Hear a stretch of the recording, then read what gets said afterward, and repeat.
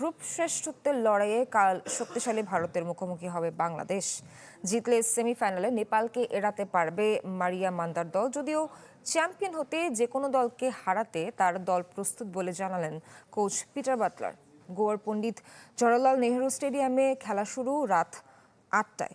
ভারত থেকে জহির সাগরের রিপোর্ট। ভোগান্তি ভুলে চলে আসুন রিগালে। ওয়ারেন্টি সহ স্টাইলিশ কালেকশন নিয়ে রেডি রিগাল ফার্নিচার।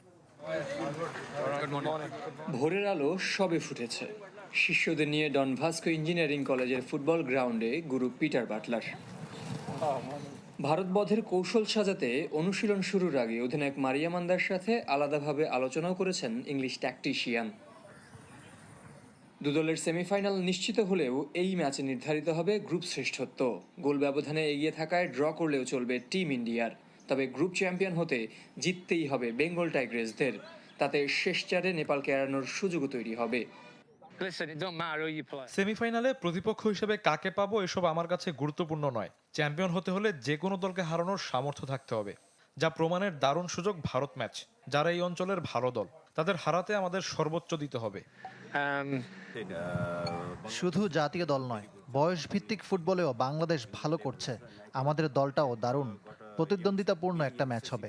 চাপ সামলানোর ক্ষমতা ব্যবধান গড়ে দিবে। ইতিহাস ভারতের পক্ষে হলেও সাম্প্রতিক পরিসংখ্যানে এগিয়ে বাংলাদেশ। দুদলের ৯ দেখায় ২ জয় বাঘিনীদের, দুটি সাফের শেষ ২ আসরের গ্রুপ পর্বে। যদিও এবার মিলছে জমাট লড়াইয়ের আভাস। মালদ্বীপকে ১১ গোলে উড়িয়ে আসর শুরু করেছে স্বাগতিকরা। একই প্রতিপক্ষকে মারিয়া মান্দার দল হারিয়েছে ৪-২ ব্যবধানে। কালকের ম্যাচ অনেক টাফ হবে এবং অনেক চ্যালেঞ্জিংও হবে।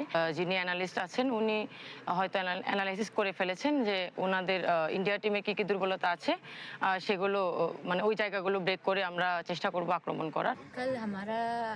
শেষবার ওদের সাথে ৩-১ গোলে হেরেছিলাম, খুব খারাপ লেগেছিল। আশা করি এবার দেশের মাটিতে তাদের হারাতে পারবো। বিগ ম্যাচের আগে সুসংবাদ বাংলাদেশ দলে। ইনজুরি মুক্ত লেফট ব্যাক শিউলি আজিম মনিকাও বিশ্রাম কাটিয়ে ফিরতে প্রস্তুত। একাদশে পরিবর্তন তাই অনুমেয়। জহির সাগর, চ্যানেল 24, গোয়া, ভারত।